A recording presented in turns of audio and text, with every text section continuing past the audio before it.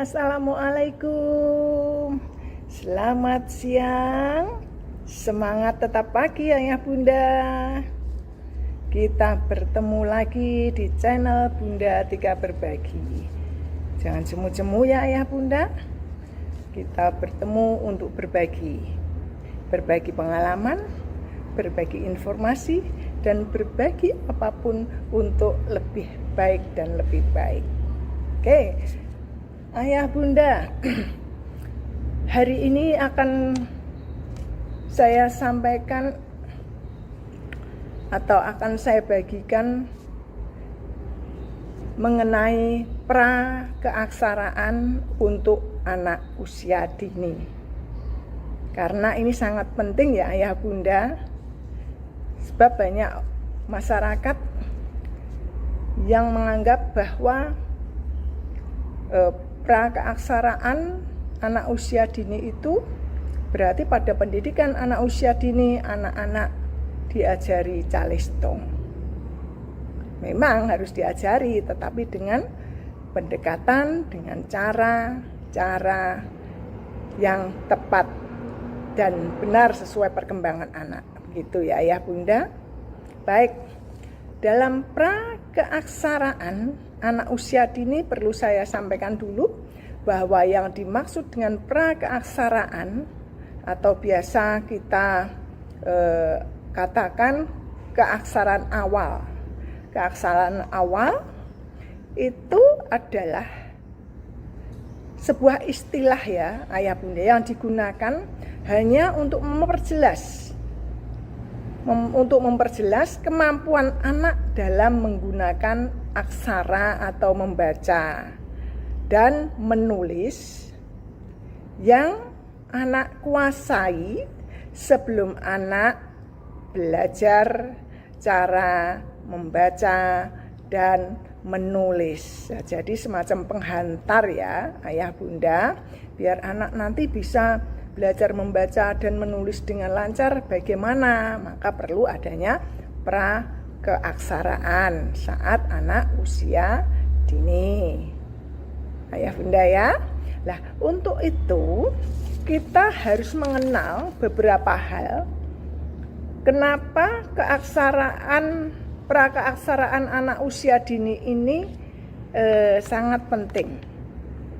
Yang pertama, karena periode anak usia dini merupakan masa yang peka untuk semua perkembangan anak. Sering kita dengar bahwa anak usia dini, anak 0 sampai 6 tahun itu adalah masa-masa peka atau golden age, masa emas. Di mana apabila di usia itu anak mendapatkan stimulasi yang baik, yang positif, sehingga anak akan tumbuh dan berkembang dari semua potensi yang dimiliki anak dengan baik. Apabila stimulasinya tepat dan benar ya bunda, ayah. Karena apa? Banyak potensi yang harus dikembangkan pada diri anak. Mulai nilai agamanya, moralnya, ya, fisik motoriknya, bahasanya, sosial emosionalnya, kognitif atau pengetahuannya, dan seninya bahkan ya. Ini kita perlu kembangkan. Kalau di usia itu anak-anak betul-betul mendapatkan stimulasi yang tepat untuk bisa merangsang perkembangan dari seluruh potensi yang harus dikembangkan pada diri anak, maka anak itu akan luar biasa. Karena pada masa itu perkembangan otak anak sangatlah cepat, ya, sangat cepat. Bahkan di usia 0 sampai 6 tahun pertumbuhan otak anak itu kalau kita maksimalkan bisa 50% kecerdasan manusia bisa didapat di usia itu ayah bunda. Mohon maaf ada sirine. Gak apa-apa ya. Ya, itu. Yang kedua, bahwa pengalaman positif pada periode ini akan membuahkan perkembangan yang baik terhadap kemampuan belajar di masa berikutnya. Nah, ini ayah bunda. Pengalaman positif akan didapat pada anak apabila pada saat pembelajaran guru-guru atau pendidik usia dini memberikan pembelajaran yang bermakna. Bermakna otomatis berkesan anak. Kalau anak berkesan, otomatis anak senang. Ya, itu akan mudah anak untuk mengingat. Ya, akan mudah anak untuk mengingat. Tetapi apabila dalam pembelajaran anak selalu yang didapat adalah monoton, tidak kreatif, mengekang minat anak, nah, ini akan sebaliknya. Untuk itu saya menghimbau untuk seluruh guru maupun pendidik anak usia dini, ya, untuk memberikan pembelajaran yang betul-betul berpusat pada anak, berdiferensiasi sehingga bisa membangkitkan minat anak, dan anak juga menyalurkan minatnya pada kegiatan atau ragam main yang dia siapkan dalam proses pembelajaran. Kalau anak senang, tentunya dalam otak anak itu akan lancar dalam mengakses semua apa yang dia lihat, dia dengar, ya, akan cepat masuk dalam ingatan anak. Karena anak seperti kertas yang masih putih, ya. Nah, ini. Jadi untuk pembelajaran yang bermakna adalah pembelajaran yang betul-betul bisa menumbuhkan minat anak untuk belajar, bisa menyalurkan minat-minatnya dalam belajar, dan anak bisa tumbuh kreatif karena tidak dibatasi, dan karena guru sudah memfasilitasi dengan berbagai macam kegiatan maupun ragam main dengan berbagai macam APE maupun lospat serta bahan alam di sekitarnya. Tuh. Yang ketiga, pengalaman terpaksa dalam belajar membaca yang kurang memberi makna akan menghasilkan pengalaman negatif dan berpengaruh di kemudian hari. Nah, ini akan bisa terjadi apabila dalam pendidikan anak usia dini para guru dan pendidik masih melakukan pembelajaran secara klasikal sehingga monoton. Anak tidak diberikan kebebasan berekspresi, menyalurkan minatnya, dan dia tidak akan happy atau senang dalam melakukan itu semuanya. Dan hasilnya sementara mungkin akan memuaskan. Karena apa? Klasikal dengan drilling keaksaraan atau calistung itu memang dipaksa anak harus bisa membaca, menulis, berhitung. Tetapi hasil yang diperoleh anak itu tidak akan diimbangi dengan rasa nyaman, rasa senang anak dalam proses pembelajaran. Sehingga ini nanti di waktu tertentu kemungkinan akan timbul perasaan jenuh, bosan. Bahkan ada anak yang bisa menulis tetapi dia tidak suka menulis, anak yang bisa membaca bahkan dengan kalimat yang panjang, bahkan membaca koran pun bisa, tetapi dia tidak suka membaca. Ini pun akan timbul. Juga anak akan sekolah tetapi tidak senang untuk sekolah. Karena terpaksa semua itu dilakukan. Asal berangkat, masuk sekolah, melakukan apapun perintah guru. Nah, dampak-dampak negatif itu harus kita hindari mulai sekarang.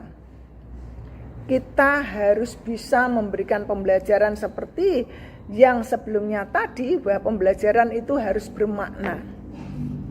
Ya, tidak membatasi kreativitas anak, minat anak, dan lain-lain, tetapi harus berpusat pada anak, dan guru, pendidik bertugas sebagai fasilitator. Bagaimana supaya pembelajaran itu nanti menarik, bagaimana supaya dalam pembelajaran itu anak senang. Karena dalam jiwa yang senang tentu akan mempengaruhi kerja otak kita, otak anak. Kalau dalam suasana tenang, otak itu akan bekerja secara maksimal. Tetapi kalau dalam suasana tertekan, kerja otak anak juga akan terhambat.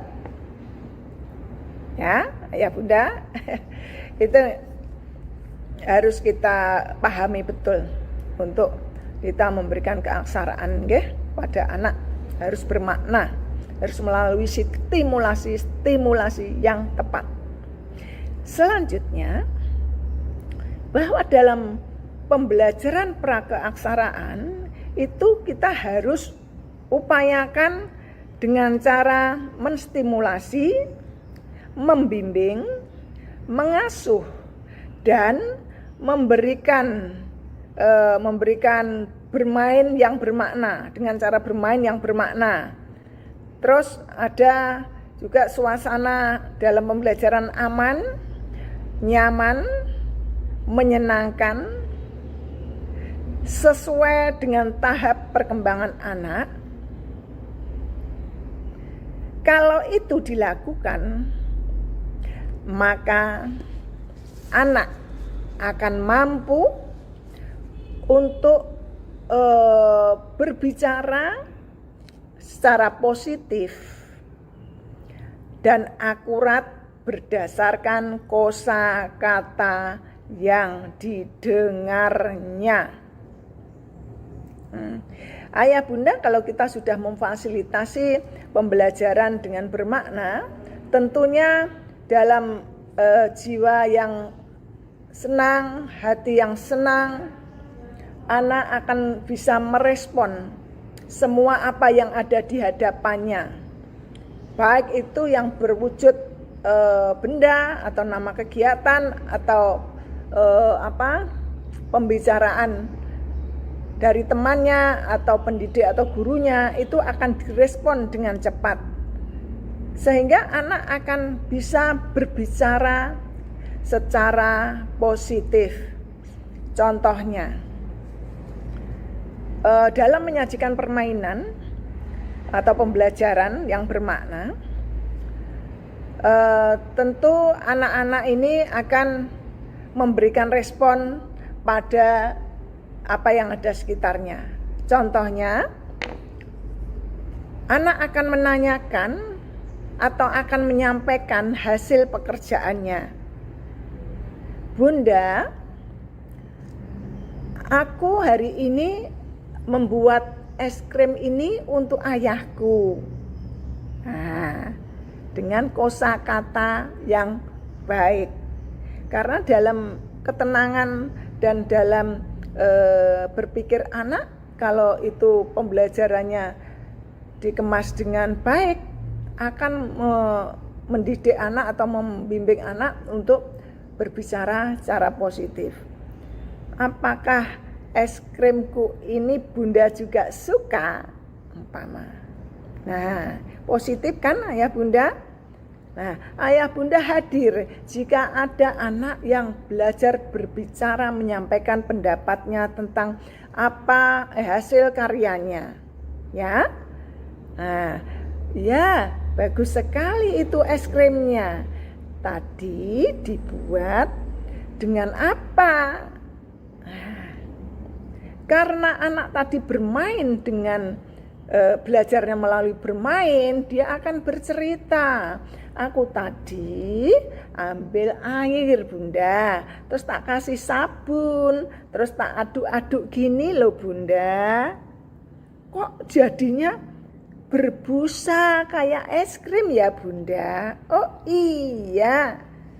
Jadi kalau air dicampur dengan sabun dan diaduk-aduk, nah ini pengenalan kosakata ya, akan berubah menjadi berbusa, akan menjadi berbusa. Nah, itu pengenalan kosakata dengan pembelajaran yang bermakna. Gitu. Dan pasti akan banyak terjadi lagi celoteh-celoteh anak atau anak-anak berbicara yang positif di sana. Hadirlah ayah bunda jika anak-anak sedang belajar menyampaikan pendapatnya. Didorong terus sehingga kosakata anak akan bertambah dan bertambah. Berbicara secara positif juga anak juga akurat ya dalam menyampaikan kosakata tadi, karena yang disampaikan itu betul-betul yang dialami anak. Yang dialami anak. Yang saya contohkan tadi, Bunda, aku bikin es krim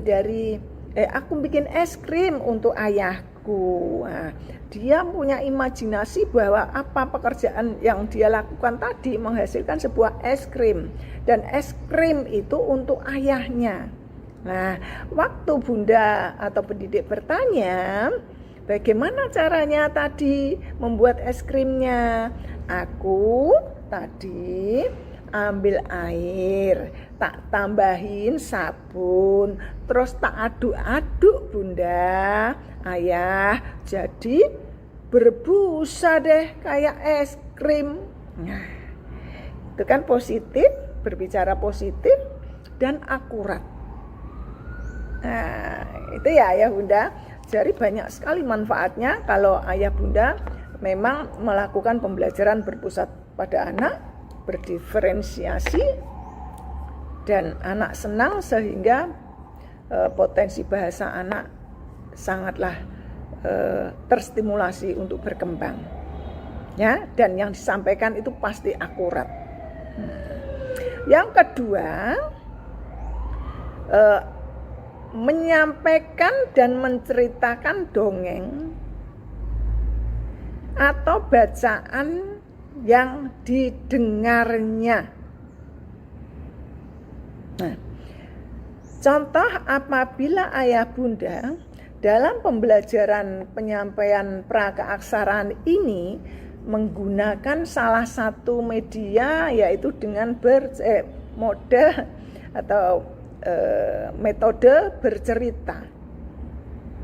Apalagi saat bercerita, ayah bunda sambil memegang alat peraga, ya, bisa bentuknya buku cerita yang gambarnya bagus-bagus, bisa juga ayah bunda membuat wayang-wayangan dari kardus, atau juga bunda bisa menggunakan boneka-boneka yang menyerupai peran yang akan diperankan. Itu akan sangat bermakna untuk anak, dan dia nanti akan belajar untuk menyampaikan kembali, menceritakan kembali ya apa-apa yang dibaca atau apa-apa yang didengar anak. Pulang sekolah, umpama tadi bunda dan ayah bercerita, dia akan menceritakan itu sama ayah bundanya di rumah atau sama saudaranya tentunya. Karena dalam bercerita itu anak 0 sampai 6 tahun ini masa peka, jadi apa-apa yang ada di hadapan anak atau didengar itu langsung cep gitu ya bunda. Jadi kita harus hati-hati. Yang selanjutnya, bahwa anak nanti akan memperoleh pengalaman cara mengatasi emosinya, termasuk takut, cemburu, marah, ya, terus meluapkan kegembiraan dengan baik dari dongeng atau bacaan yang didengarnya. Itu nanti anak akan memperoleh pengalaman dari cerita itu. Selanjutnya akan meniru anak dan akan mengekspresikan karakter tokoh-tokoh baik dan menghindari dari karakter negatif. Nah, nanti anak akan memilih biasanya. Dia akan meniru, oh aku jadi ini aja, kamu yang jadi ini, yang jadi orang galak umpama. Saya jadi anak baik umpama. Dia akan memilih ya dan akan menirukan ekspresi itu. Itu. Selanjutnya itu anak akan mendengarkan, mengajukan pertanyaan dan menjawab pertanyaan dengan bahasa yang baik. Karena apa? Kosakata itu sudah mulai ayah bunda tanamkan lewat mendongeng dan membaca ya. Jadi anak-anak akan terbekali itu banyak kosakata dari stimulasi ayah bunda saat mendengarkan cerita atau dongeng atau ayah bunda sedang membaca. Nah, inilah ayah bunda yang perlu kita lakukan saat pra-keaksaraan di anak usia dini. Jadi dengan hal-hal yang kita lakukan, anak akan merasa senang, akan merasa tertarik ya, dan akan menstimulasi anak untuk mengenal pra-keaksaraan. Walaupun dengan kosakata yang sederhana itu, ataupun dengan mungkin belajar mengenal angka dengan hal-hal yang sederhana dulu, tetapi menarik dan bermakna untuk anak ya. Jangan sekali-kali memberikan atau mengenalkan pra-keaksaraan dengan drilling, dengan kegiatan yang tidak menarik. Itu ya bunda. Akhirnya kurang lebihnya mohon maaf, semoga bermanfaat. Kita jumpa lagi lain waktu. Saya akhiri, tetap semangat ya ayah bunda. Selamat siang. Semangat untuk anak bangsa. Saya akhiri. Wassalamualaikum warahmatullahi wabarakatuh. Dadah, semangat. Semangat.